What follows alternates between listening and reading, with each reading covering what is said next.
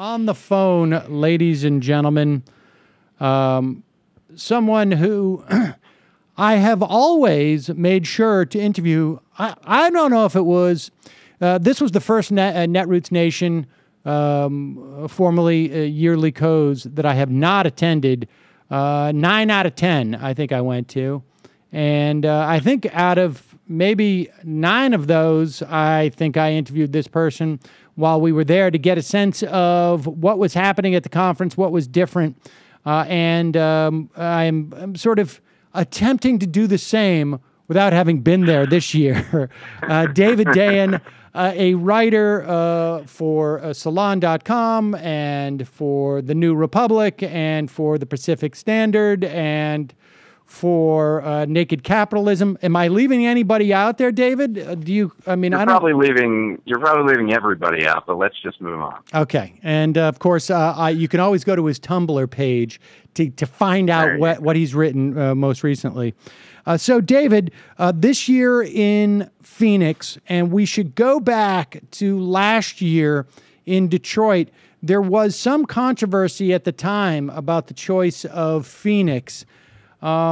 Because I think there was some sense, well, aside from it being 107 degrees in Phoenix in the middle of the summer, there was also some question as to whether or not this is the type of place you want to go to based upon this state's record of immigration policies. And I have to say that based upon what was being discussed in national media during Netroots, it seemed to make some sense for me, and maybe that was just a coincidence, but I want to get your sense as having been there.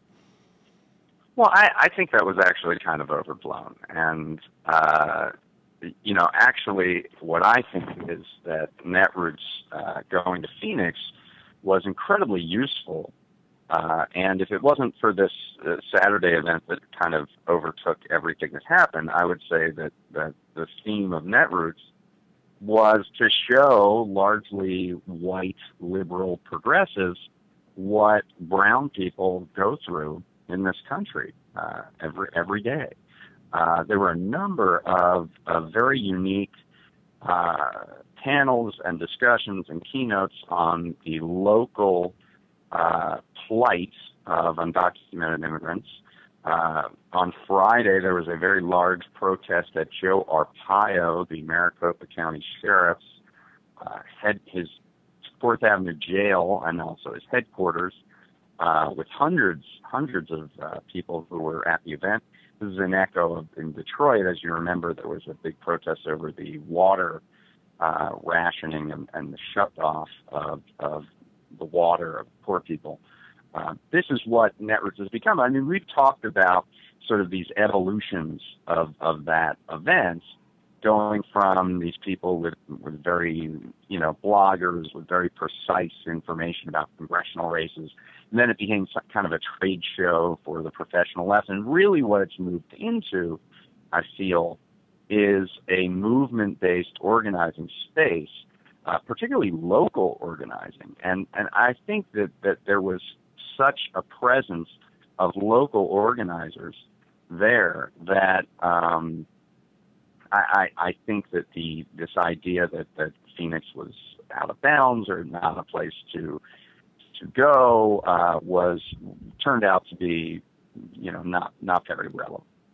Was there much? I mean, I hadn't heard much of that discussion leading up to Netroots, and I should say that this year I just happened. It was the only time I could go and visit my sister overseas, and so it was whatever, more Sam. Right. It's just whatever, right? I mean, I got my 10 for 10 badge here with they actually gave out a button for 10 timers, and. Well, that's. Let me ask you this: were there many 10-timers? I mean, because one statistic I saw was that 40% of the attendees, and I don't have a sense of how many people were there, but I do get the sense that each year it seems to be more and more people there. But 40% of the attendees had never been to one previously, and there were a lot of newbies, and 3,000 people. I think was the final attendance number. and a lot of new people, and it definitely felt that way. And the old timers like me are fewer and fewer as we go along. So that's definitely true, and that's why I say it's just sort of an evolving group of people and an evolving focus on organizing and sort of movement-based politics, and in some ways, I guess the term identity-based politics is kind of off limits, maybe, but that's what it's moving towards as well, and I think that's what we certainly saw on Saturday. Yeah, and I want to get to that in a moment, and just even that conversation about this notion of identity politics, because I wonder if that is a fair assessment of what we saw. But before we get there, let's just I want to just get a little more broader sense of what's going on there, because I do recall in the Middle Ages of Netroots Nation that idea of it being a trade show of some sorts, and that there was a lot of maybe more union presence, maybe more, I guess, older or established organizational presence. And what I'm hearing from you, and I think it's reflected in the decision to go to Detroit in retrospect more, the decision to go to Phoenix, and the decision to go to St. Louis next year. Yeah, next year. That it's becoming more about, in some ways, I mean, is grassroots accurate to talk about grassroots organization? Local organizing, bringing their perspective to national progressives of what is happening on the ground in certain areas that are in crisis.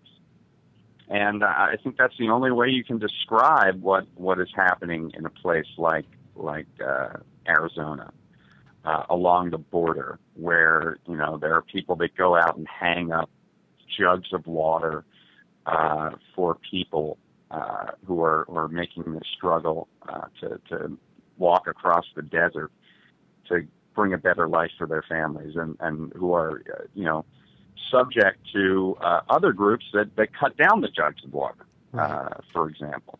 There were a lot of, I think, eye-opening moments for people who aren't exposed to this kind of issue very often, and I think it made some kind of impact. And it's very interesting that until Saturday morning, I think there was this real show of unity, cross-cultural, cross-identity, if you want to call it that, across the progressive movement. There really was a decent amount of solidarity around these ideas. And then we had what transpired on Saturday, which I think at some small level may have exacerbated a problem of that we see in the Republican Party as well, where you have these disparate,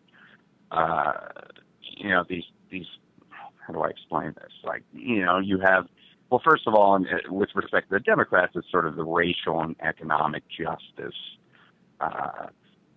wings and points of emphasis within the party.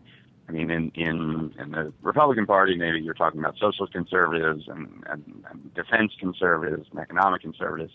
And I think you have that to a different degree. Obviously, the issues aren't the same on the Democratic side, on the progressive side. And that was in full display on Saturday.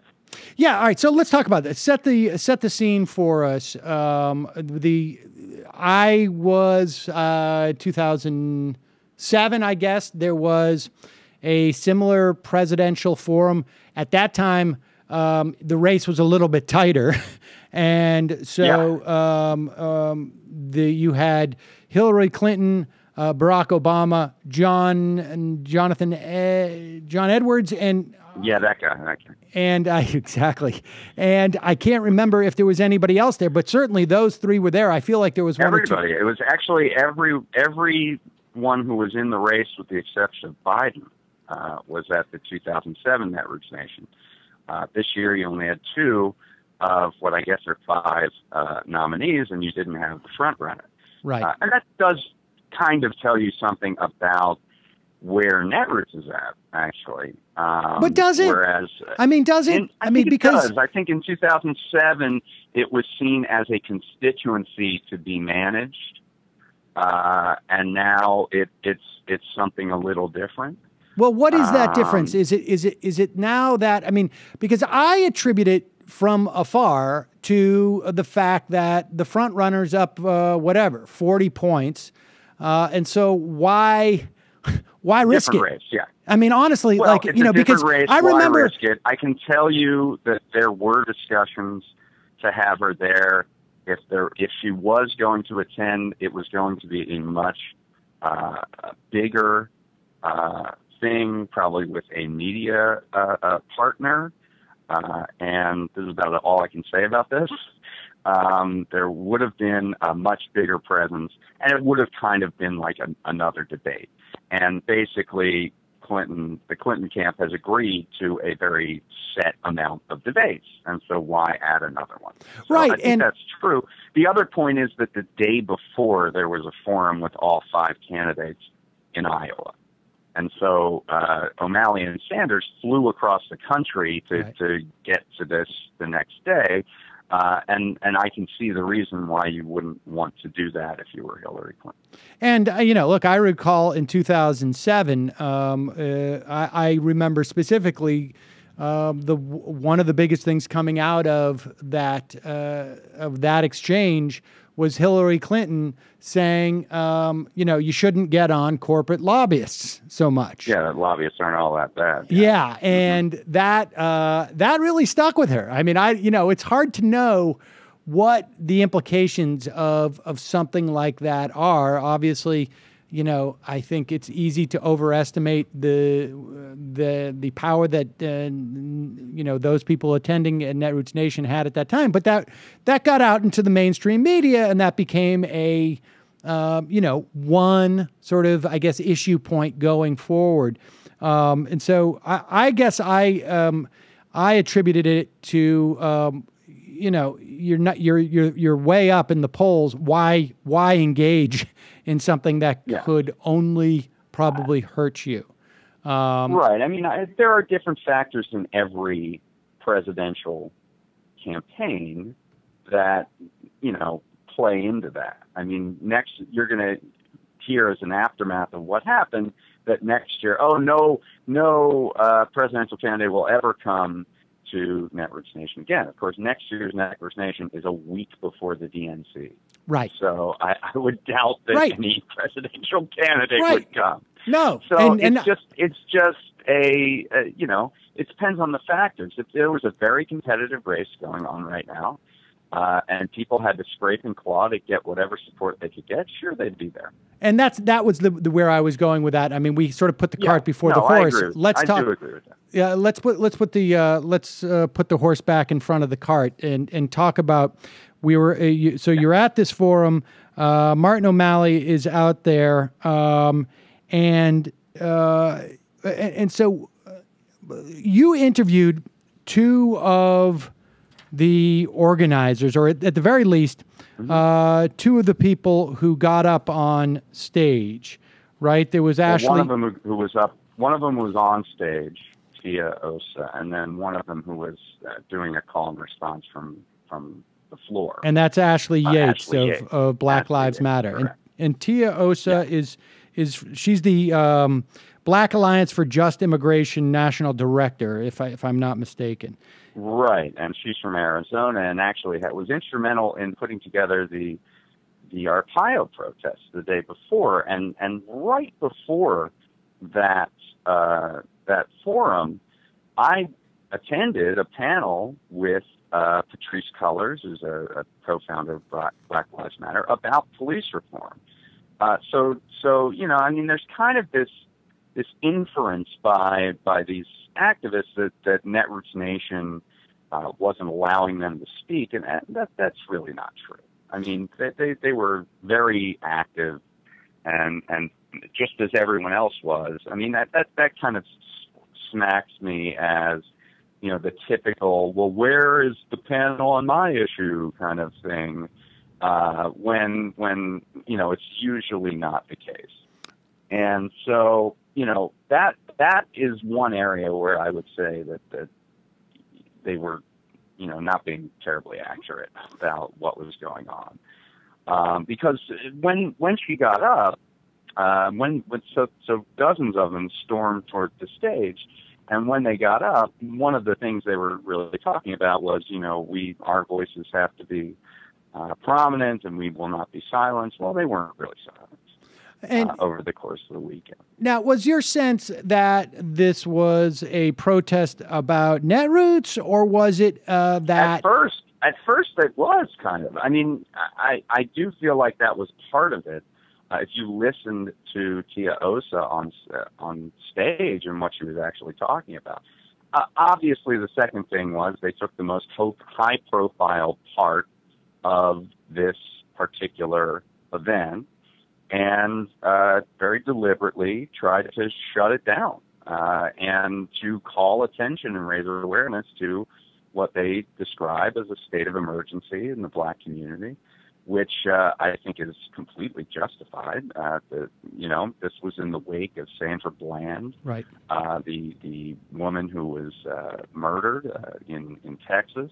And we should say that the DA custody. just announced, I guess it was yesterday afternoon, that they are investigating this as a murder. Good. And as they should be. So, you know, I mean, that happens while we're all there, and I think that was sort of the impetus for what they decided to do. And so they took the most high-profile piece that they could and used it to raise that awareness and also call out the presidential candidates for needing to have a serious criminal justice reform, anti-racism plank in their platform if they're going to be able to secure the votes of you know, the Black community. I think that was a large part of it. And would you say, I mean, because, you know, look, there is a structural problem here. I mean, there's obviously a structural problem in terms of racism and in terms of those specific issues.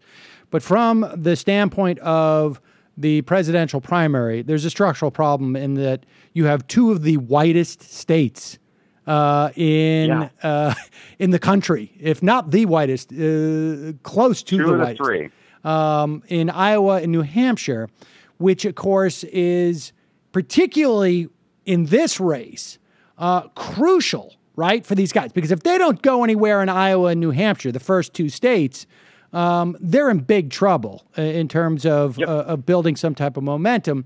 And when you're talking about states that are something like, I don't know, where the Democratic primary voters are something like 95, 97, 94% white, these guys, aside from any issues they may have or any reasons they may have from their current positions to not have an intimate understanding of these issues, okay, i.e., I'm the senator from Vermont, I say. Right. The other of the whitest states.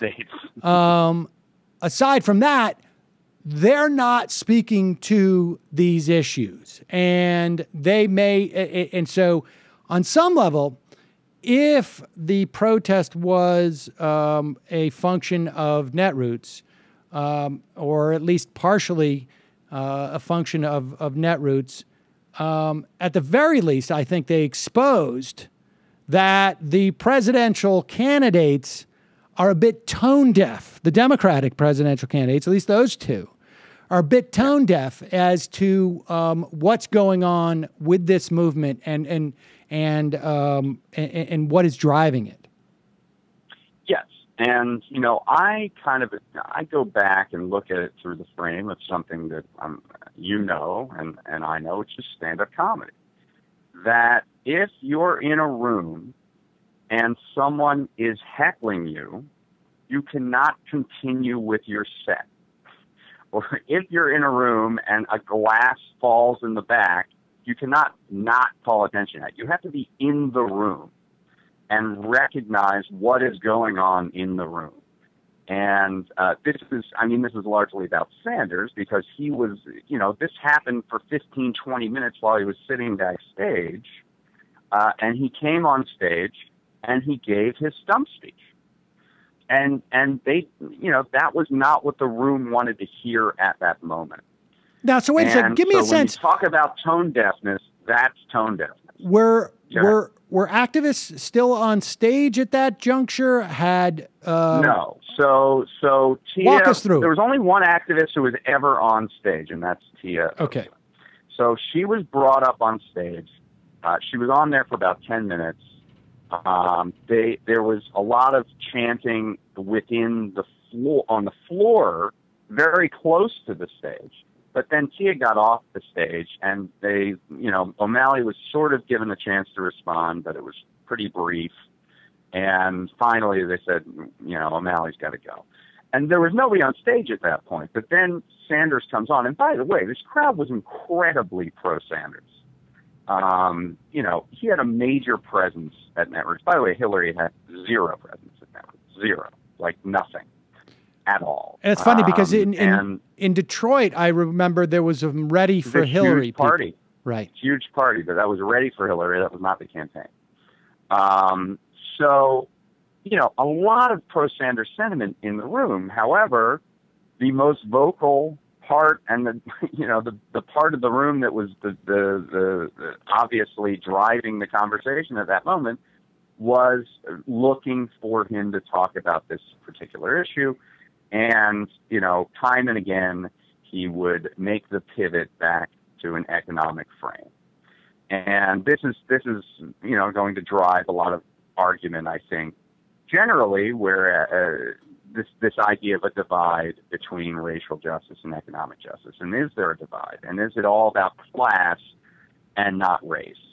And these kinds of questions. And ultimately, where I come down is you have to speak to both. I mean, there's you can go back and look at the fact that Sandra Bland was an educated woman who was going to Texas for a new job. She had a job, she had an education, right, and she was not immune to this police brutality that goes on in our communities.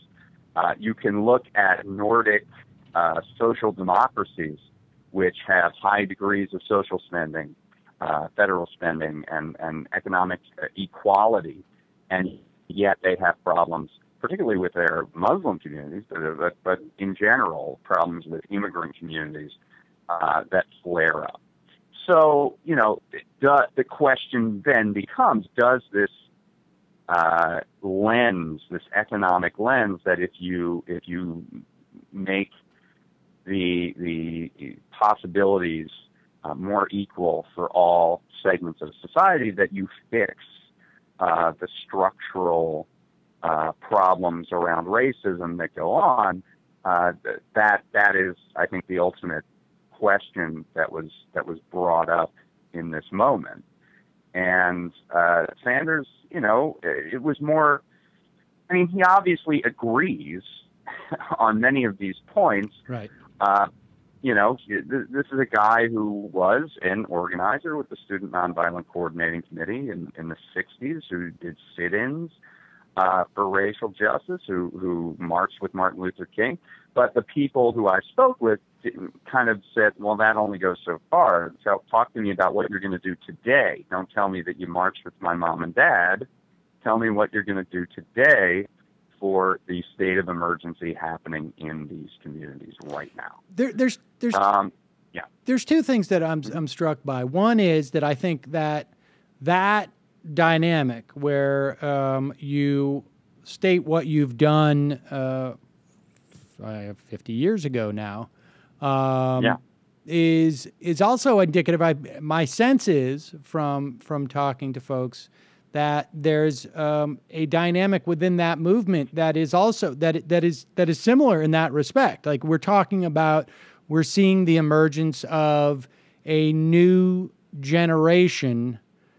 That generation is now old enough that there is some oxygen and some sunlight, I guess, for a new generation to sort of grow into a leadership position in a new civil rights movement. That's the first thing that occurs to me, and that Bernie Sanders was, and O'Malley to a certain extent, was just simply, it was just sort of caught in I'm not clear on what's going on the ground anymore, because I'm too, old, I'm older, and I don't know what the kids are up to these days. I mean, I think there's a little bit of that.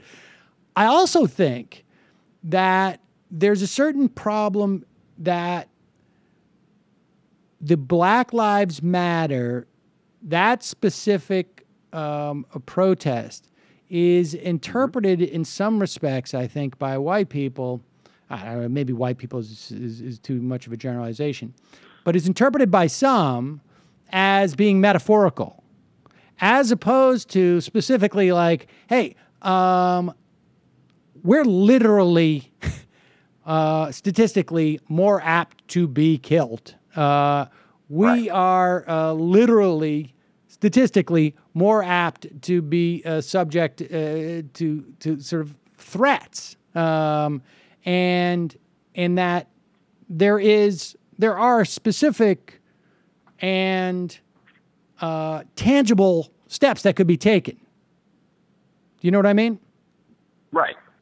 And O'Malley laid out a couple of those later. He then kind of undermined himself by repeating a phrase, Black Lives Matter, White Lives Matter, All Lives Matter, which the activists see as very dismissive. To his credit, O'Malley went back to the convention and on numerous occasions with numerous groups of people, including in public, apologized for that, explained what he was thinking, how he did not have the lexicon correct, and worked to win back the support. Now Sanders just took off. First of all, he left the forum early.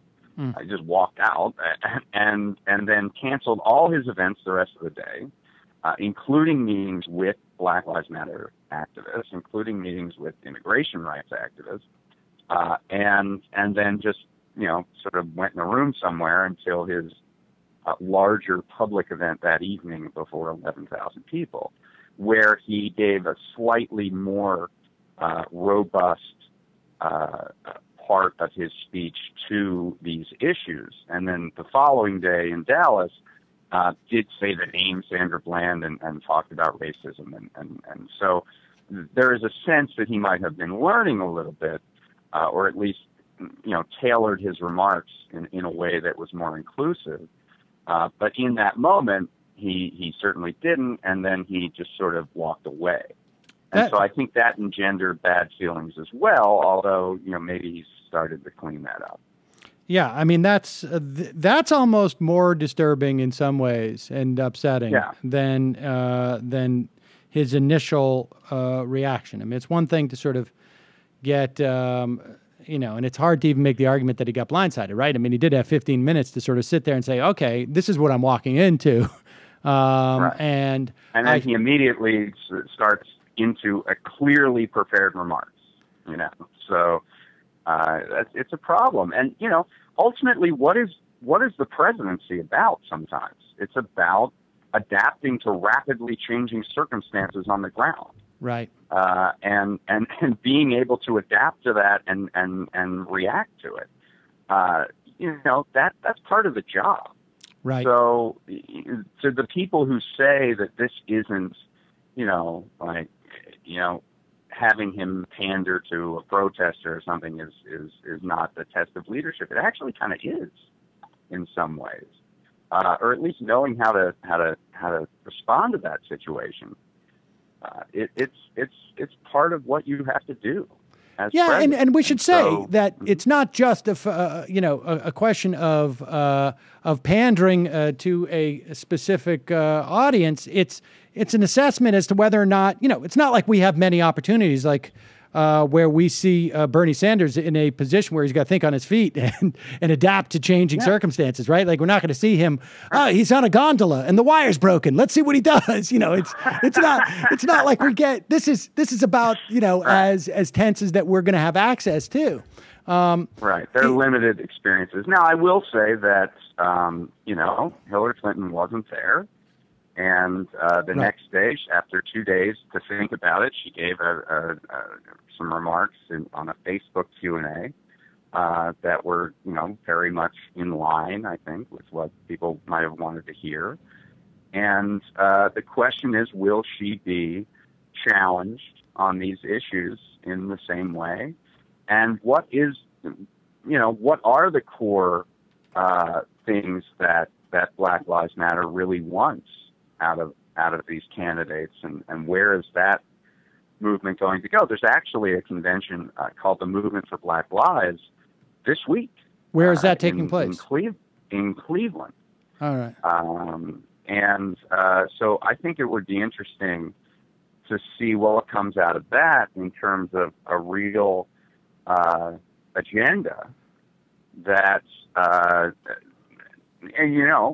I'm not sure this agenda is all applicable to national politics necessarily. I think that a lot of it would be at the local level, but it will be interesting to see. There is a critique here that it's important. I think yes, and I think we're going to endeavor on this program.